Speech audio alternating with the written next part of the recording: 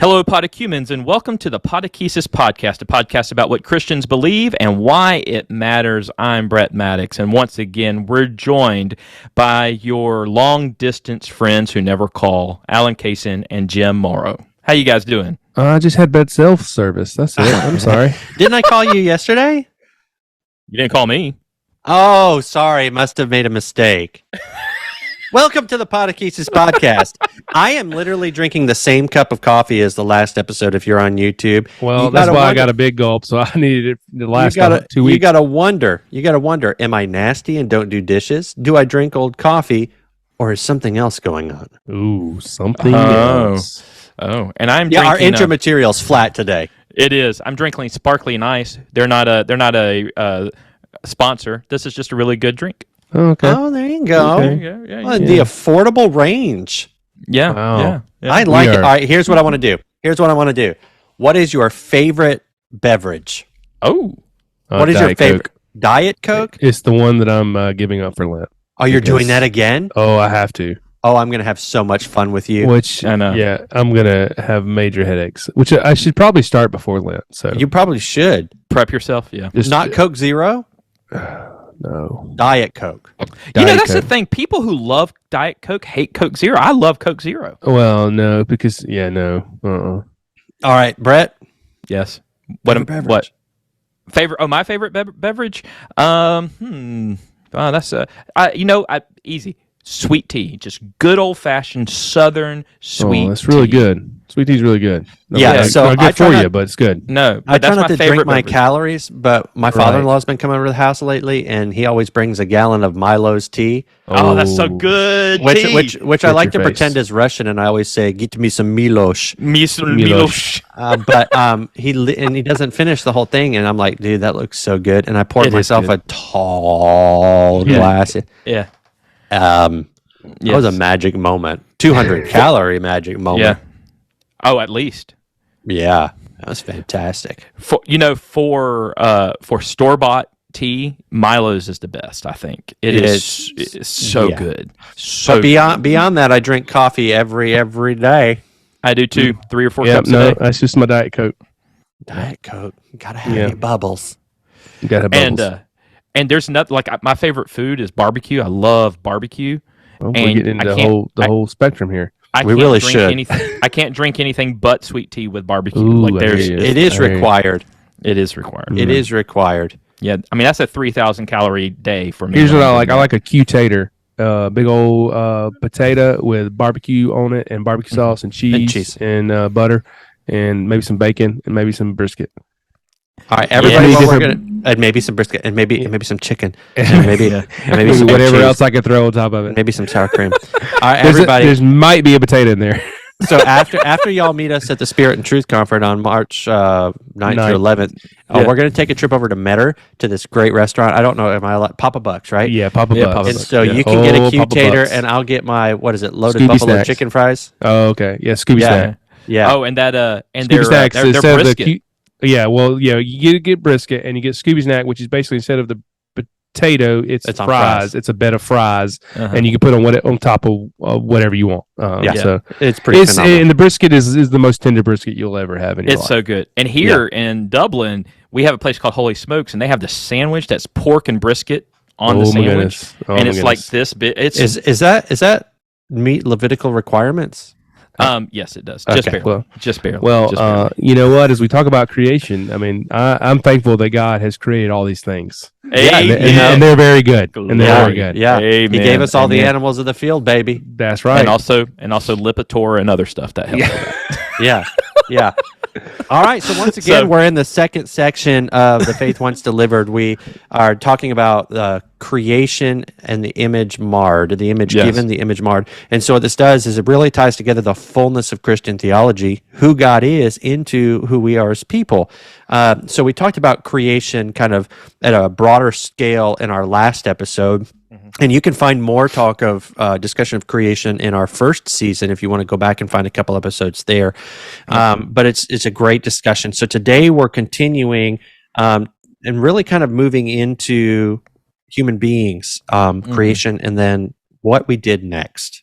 Yes. Yeah, so Absolutely. we're gonna. It's God's relationship with creation. And so paragraph 60 begins this section. It says, God is in a dynamic and life-giving relationship with his creation.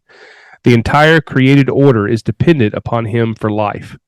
Nothing exists without the hands of the potter holding it together. Out of nothing, God made all things in a single divine act. To acknowledge God as God is to know that the Father sustains all things by his word and continuously breathes life into all things by his spirit. And now that paragraph had a lot of scriptural references. So if you have the T-Fod, I invite you to pull it out. It's like the whole Bible in there. Yeah, it was like a lot of Bible. There's a bunch. Absolutely. Yeah. But this idea, so back in, I don't know, 150 years ago, 200 years ago, there was maybe even longer, the popular understanding of God was that he created things and then he was hands off. He's like the crock pot, set it and forget it. Yeah, set it and forget it. This deistic model of God. The classic Christianity says that is not the case. God he's involved in his creation, and he can not only is he involved in creating, but he's involved in its being sustained and its ongoingness, if you want to call it that. So God's always involved. I loved in my basic Christian doctrine class when I was in seminary, I loved what Dr. Coppedge said, that God is not supernatural, because supernatural still means God's is bound by nature somehow or some way. But that God is supranatural, that he's outside of creation, and then he breaks through and reveals himself. He breaks through and intervenes. He breaks through to sustain and to work and have relationship with. And so, it's just a beautiful, life-giving model of who God is that God is he's in relationship with his created order. Yeah, and you have multiple passages like in Christ all things hold together, or you have basically he is our continued being is dependent on God. I can't remember the passage from Acts, but so there is a we're tethered to God, and this moment that we're speaking right now is given and sustained by God. Yeah. The fact that we have being at all in this moment, or that anything exists, is because of God's continuing self-giving. He created, and God did set some things in motion. Mm-hmm. There are systems of this world that move the way that they do. Your blood circulates, but all of that is sustained by the continual connection of God, who holds all things together in whom we have our being and live and move. Well, and I like the continuing reminder of God as Trinity, that to acknowledge God is to know that the Father sustains all things by his word, Christ, and continuously breathes life into all things by his spirit. That God is Trinity, and God as Trinity is continuing to work and create and sustain and give us life. And it's all out of that God's love for his created order, right? His goodness and his grace. Absolutely. Right. So creation then is seen as a reflection of God's life and who God is. And we talked a little bit about that in our last episode, but we want to go a little bit deeper into that. So let's read that next paragraph. All right. 61. Creation unfolds in beauty and order through the Son and the Spirit. Again, there we go. Reflecting on God's bringing order to creation, Wesley states, the Creator could have made his work perfect at first, but by this gradual proceeding, he would show ordinarily the method of his providence and grace. God first created and then shaped creation so that it would reflect his life. You know what? This is honestly something I've never thought about. Right? It's pretty interesting. I've never thought about why did God unfold and shape it instead of just bam. John Wesley. Nice. That guy. How's that speaking to you then? If you've never, what's some initial thoughts on that for you, Jim? Look at you. You're like a therapist. I like this. Tell me more. Tell me more. How are you feeling, Jim? How does that make you feel? What does that say to you about your childhood? Do you need to reparent any wounds from young Jim? It's really deep-seated. Yeah, there are lots of them, but we don't have time for it now. Now. Wesley states what he said. Wesley says to show the ordinary method of his providence and grace that this is how God chooses to move throughout the world. That He would work gradually and proceed to shape. That's pretty cool. Mm-hmm. So I have my very first reaction is just deeply personal one, which I think lots of people would have, which is like, thank God that God is continually and gradually shaping me, because as a recovering perfectionist, it bothers me that I was not perfect to begin with. All right, in all of the shades of meaning. Let's get on that couch back there, Jim. And yeah, I know. I have a couch behind me. I'm going to have to move this microphone. That's pretty neat. Those are my first thoughts. So what is this? How does this? So I guess I don't know. I'm trying to think about this. Are you gradually shaping your words? Yes, I am. By his gradual proceeding, he would show ordinarily the method of his providence and grace. So we talk about the process of sanctification, right? Or the we talk about this prevenient, justifying, sanctifying, perfecting. But I think we also believe in like instant. Yeah. The instant sanctification, that it can't happen all at once. It can. Right. I guess I'm just thinking out loud and trying to reconcile those things. I do think for most of us, our personal experience is a process of growing in grace, right? And which would be a reflection of the way God created. But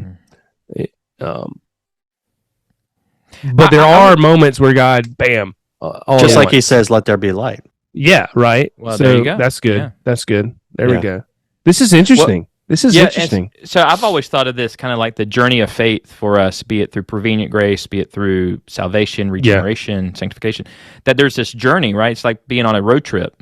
But even on a road trip, there's going to be those mile marker moments, right? Those pull over and stop moments where those are kind of an instantaneous, momentary glimpses. For example, I'm thinking you bring it. I'm thinking of what's going on at Asbury University right now at the time of this recording. At the time of this recording, yeah. Yeah. We'll follow up on that, by the way. Yeah. Yes.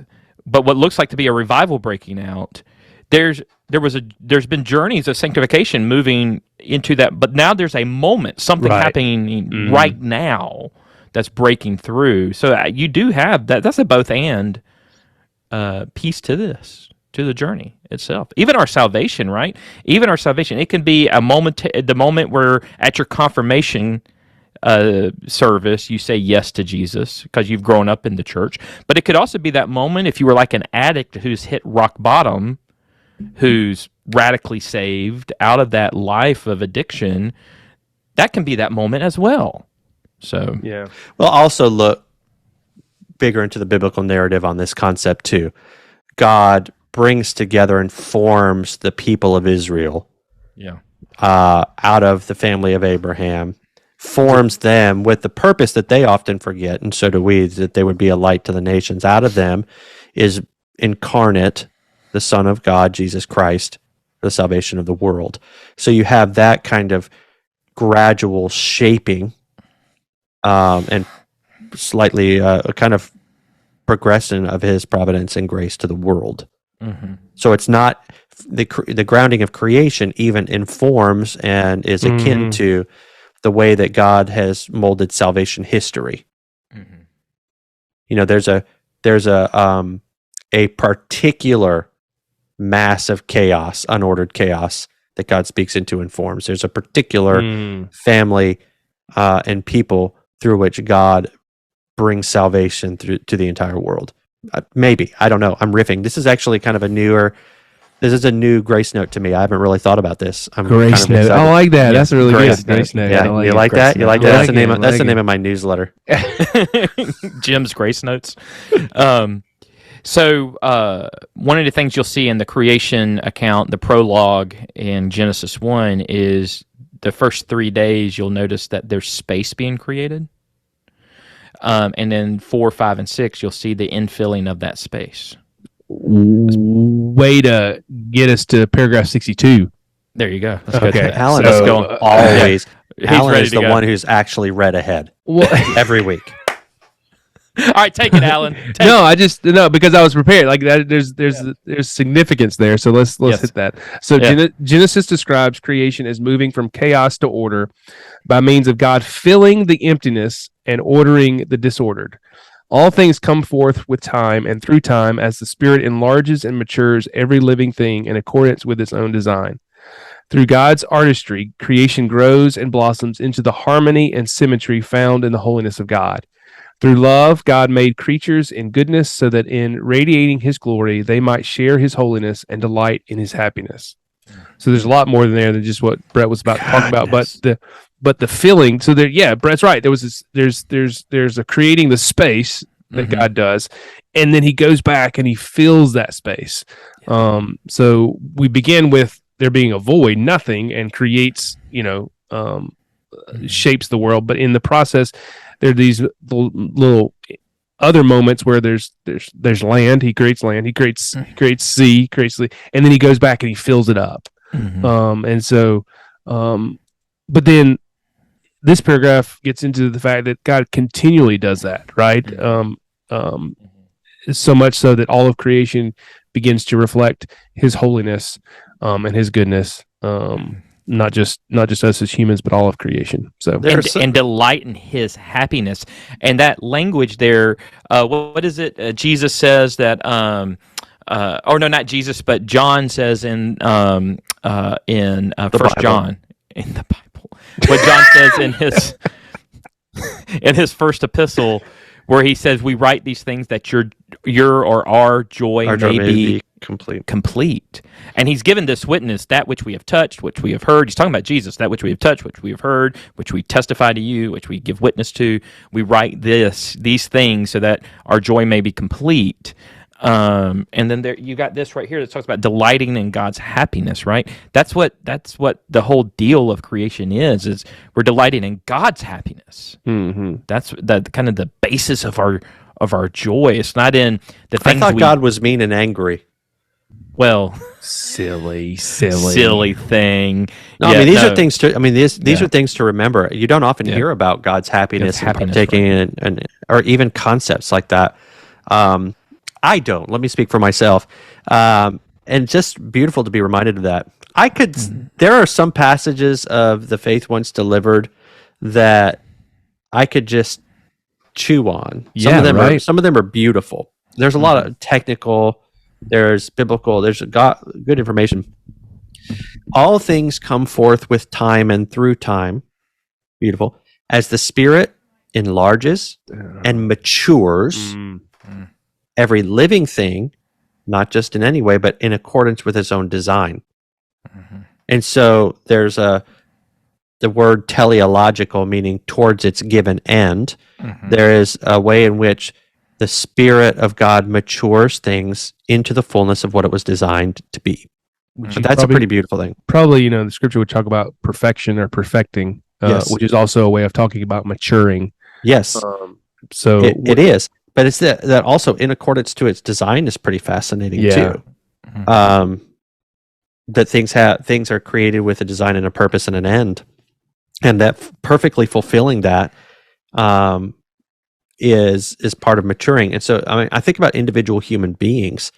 Not every human beings in the end of themselves as a species, so to speak. There is an end, a purpose for humanity to glorify God and enjoy Him forever. And then there are other purposes, for example, reproduction and living and stewarding and all of those things. But each individual person, it has maybe our own telos, their own design, and not everybody's going to do the same thing or be the same way. And this concept is beautiful in a comparative culture.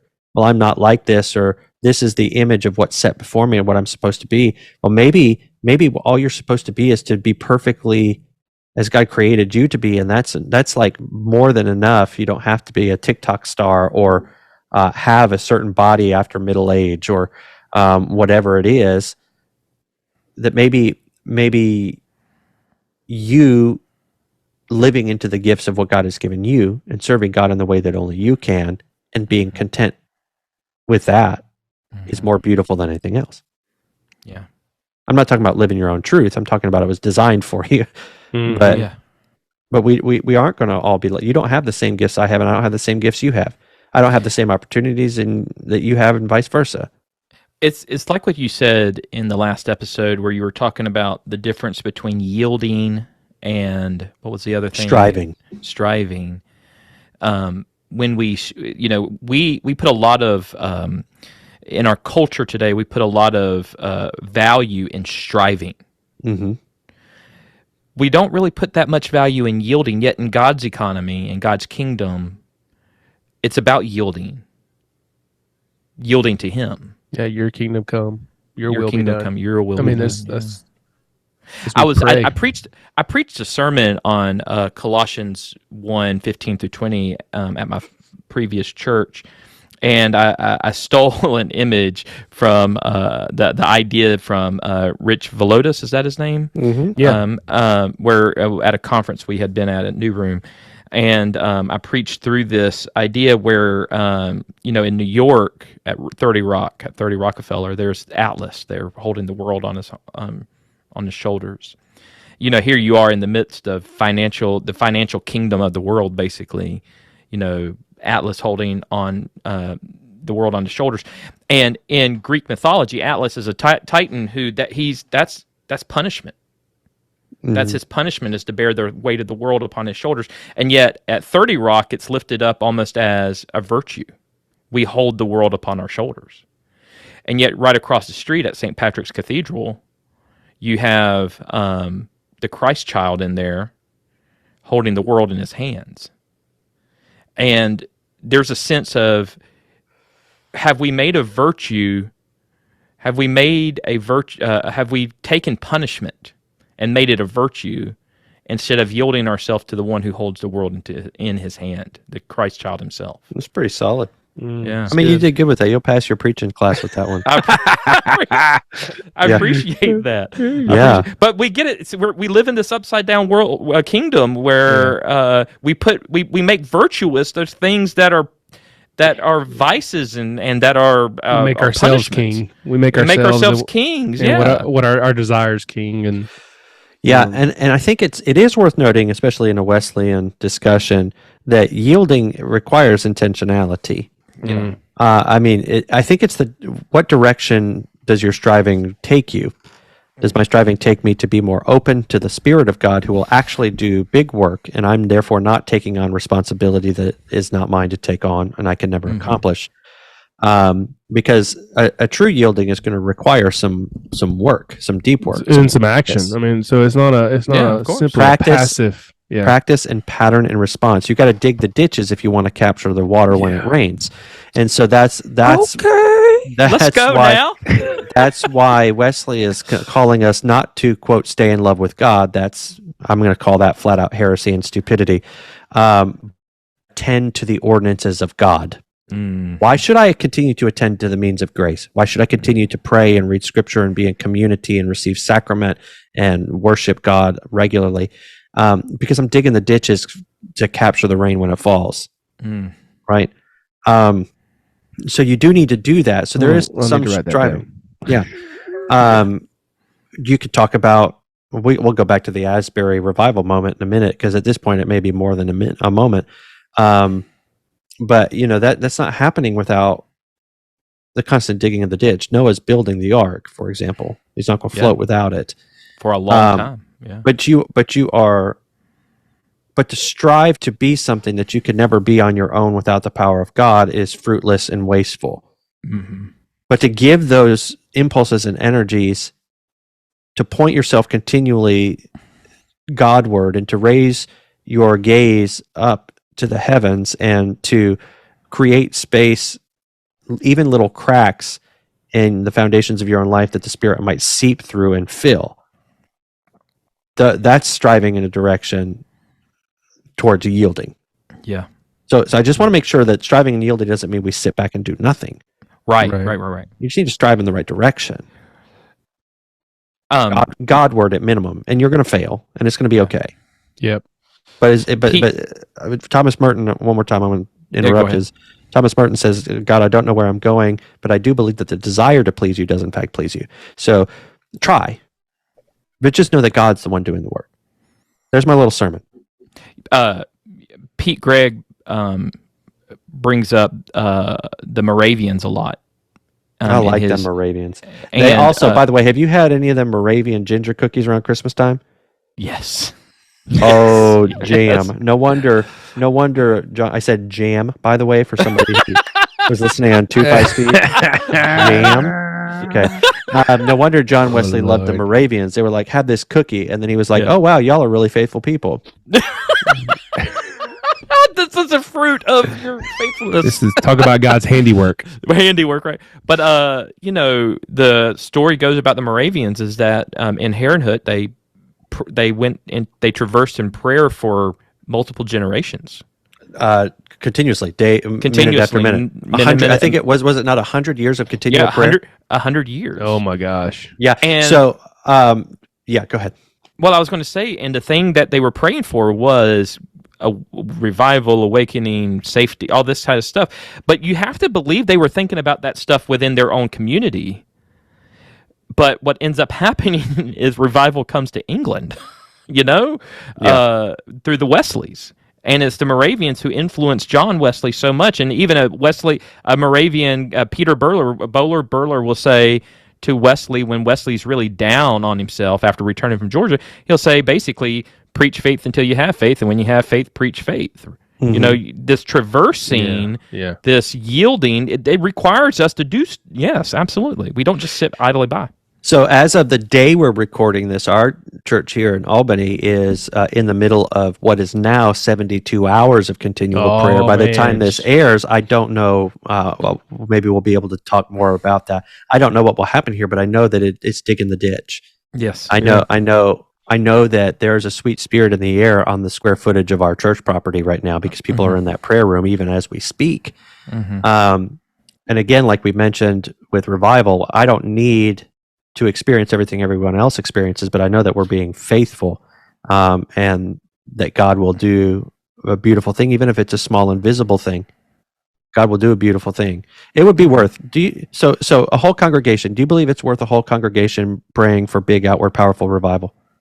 Yeah, absolutely. Okay. Would it be worth a whole congregation praying for the next step in holiness for one individual person? Absolutely. Oh, yeah. Yeah, that's what if that's all that happens. If all that happens is that people know that they can, if people know that they can pray for longer than they thought they could. Yeah, right. And even if that's all that happens. Yeah, but I just have this vision, and Pete Greig has this vision. The 24/7 prayer movement has this vision too. I think we're way off topic now. That's okay. It's all right. But looking at what people did for 100 years, and you think these people are probably crazy. Some of them probably were, but they did it. Mm-hmm. And then Pete Greig has the 24/7 prayer movement in which people all over the world have been praying continuously. I have a dream here at the church that we would have a prayer room that is in 24/7 operation. Not just because I saw it and it sounds good, but because every time I taste prayer, I hunger and thirst for more of it. And maybe it's a function of age or responsibility. Now I no longer just want it for me. Yeah. Like I want you to have that. And what could happen? I know that I could hire all the graphic artists, get all the presentation equipment. I could craft my sermons with Chat GPT and get all of the best illustrations from the top folks. But nothing that I will ever do will impact the church as much as the people of God committing themselves to prayer. Right. Because presentation is not a means of grace. Pyrotechnics are not a means of grace. No. Flashy communication or images or advertising slogans, none of those are means of grace. Mm-hmm. And that's how, in the world, your culture, your world, can be literally changed for the goodness of the kingdom of God. Out of that, I was so back to this. You've got the Moravians who pray for 100 years. Who knows what comes out of that prayer life? I'm sure a lot of it was again praying for themselves. But then they come into contact with Wesley. Wesley connects with them. Wesley has his heartwarming experience at a Moravian Bible study, by the way. Then the Wesleyan revival takes off, starts transforming England. You got things like Sunday school and reading and literacy and preaching and gospel and all of this stuff going on. But then you get people like John Newton, who's a slave trader, who becomes a preacher, a Methodist preacher, who starts influencing himself a guy named William Wilberforce, who works in Parliament, and William Wilberforce will work to end the slave trade in England. Yes. And then you got Asbury, who answered the call from Wesley to go to America, and was the only one that stayed over in the States during the Civil War, during the Revolutionary War, and Methodism and Wesleyanism grew in the States. Right. It's just, like one life, right? I mean, just one life. But to take years it back, of praying.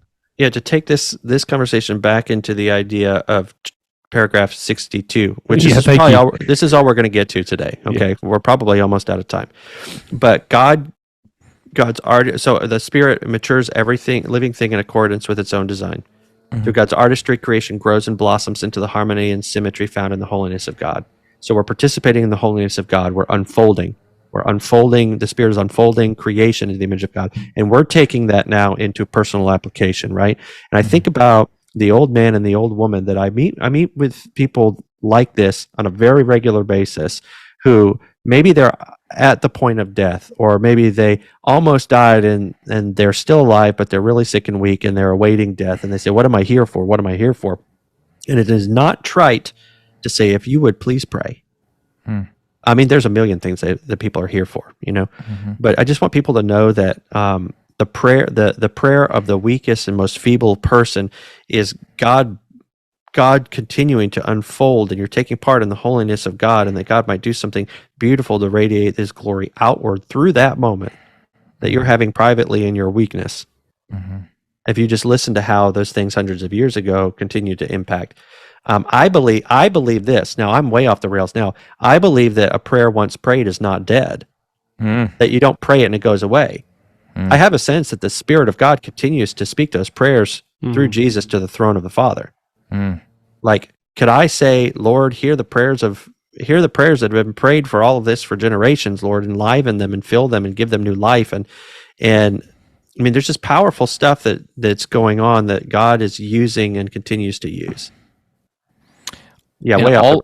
I stopped making. I think I was speaking gibberish. I was speaking in tongues just then. No. All of this, no, you're not actually. We're going to bring it back home here. All of this ties into this idea that paragraph 63, and Alan, you can read this in a second, but that first line, as God's handiwork, creation is forged in and for love. I would do anything for love. Wow! Now you're off the rails. Now you're off the rails. We were good till then, buddy. We were good. By the way, what is the thing he won't do? I don't know. Anyway, so let me read. Okay, go ahead. But I was saying it in and for love, right? So that's what we're talking about here. All this movement, the movement of the Spirit, revivals taking place. The men and women diving deeper into holiness and righteousness and being like Christ. All of this is living in that in our intended created way. And so this is it right here. Yeah. This is why creation matters. So go ahead, Alan. Yeah, so no, I got a way to tie this all together. It's gonna be good. All right, we got it. All right, 63. As God's handiwork, creation is forged in and for love. He fills creation with divine purpose and a promise and purpose. There's a deep relational structure to the universe that expresses divine communion and fellowship. The order and the arrangement of creation in Genesis 1 reveals how everything has its own place in God's grand symphony. From the sun and planets to the smallest forms of life, all is formed and knitted together so that the psalmist declares, "I am fearfully and wonderfully made." Through this mutuality and interdependence, the heavens are telling the glory of God, and the firmament proclaims His handiwork. God has designed all things for relationship with Himself and with one another. And the one of the ways that we are in relationship with the Father is through prayer, right? And through that communication of speaking, but also listening to the voice of God. Man, that's a powerful man. Everything's forged in and for love. We are all interdependent upon each other and on God. We are fearfully and wonderfully made. We were designed for relationship with Him and with others. Yeah, right. Yeah, absolutely. This is good stuff, y'all. This is, unfortunately, the idea of creation within the church, particularly I would imagine the church in America recently, has been a discussion about, how many days did it take? It's become political. It's become political. It's been a way to dive into different camps of whateverness. Yeah, right. Ridiculous. But that's not the biblical teaching. That's not the classic Christian teaching on this. It's about realizing our place in the created order, who we are, that we are fearfully and wonderfully made, that when God created us, He said, not only was it good, like He did with the rest of creation, but He said it's very good. And yes, we fall into sin, and we have to deal with that and but the way we deal with that is by yielding to the love and grace and mercy of God, who sent His Son Jesus to redeem, to bring us back, to set us back into our intended spot, if you will, in our intended place in His family. Yeah, it's beautiful. These paragraphs right here are beautiful. Yeah, we could definitely just chew on them for a long time. Want to pick up, I think, because I always say this too, like, as we were intended. God's not trying to bring us backward, but the redemptive fulfillment of who we are, where creation started in a garden and then ends in a city garden. I think there's something beautiful about that too. Like, we're not just going backwards to the garden, we're actually moving forward. The thing that was broken and redeemed, I wonder, could it be richer than even what was intended, or even that what began, not as intended, but what began in the city garden of Revelation with the throne of God and the heaven meeting earth. Could that even be richer than the garden of Genesis 1? That's a random thought. I'm full of these. So last episode I was feisty and mad. Today I'm waxing philosophical with no sense of coherence. So praise God. Amen. Hey, this has been beautiful. I'm going to wrap us up now, because if we don't, I'm going to go on a Shakespearean soliloquy for no reason with no content. But I do want to, before we go, this episode is going to come just out in enough time, I believe, for you to register to join us for the Spirit and Truth Conference in Dayton, Ohio on March 9th through 11th of 2023. I want you to be there. You guys want to see all of our podcasts, don't you? Definitely. Yes, absolutely. I do too. So this is what, like the third or fourth year of this conference. This will be our second year. It'll be our second year going. And it's not flashy. It's not trying to bring in the biggest names and capitalize. The only desire here is to help people to experience the Spirit and grow in truth, that we might be fully formed, sent out in mission, and emboldened by the Spirit of God. Great group of people. March 9th through 11th. Register at spiritandtruth.life, Stillwater Church in Dayton, Ohio. It is not an expensive conference. If you come, let us know you're coming. We would love to connect with you. At Podakesis, or questions@podakesis.com is where you can let us know. Can they get a discount because they listen to us? Yeah, if you go to the as you're registering, go to the discount box and put in podcast. Yeah. So. If you put in Jim Morrow, nothing will happen. They'll actually charge you more. They'll charge you more. Extra. You get charged extra. Yeah. All right, guys. Well, Podecumens, it's been great being with you as we have gone through these paragraphs on creation. We hope that you just know, or it's our hope that you know that you are loved by a God who created you, who breathed the life into you, who has not forgotten you, who has not left you to be alone, but who is with you as very close as the very breath you breathe. It is our prayer that you would yield your life to Him and that He would make you into the person you were created to be. If you would like to know more about following Jesus, how to grow closer to this God who loves you, let us know at Podakesis or questions@podakesis.com. We'd love to pray for you. But until next time, we love you. We thank you for joining us, and we'll talk to you later. Have a good one.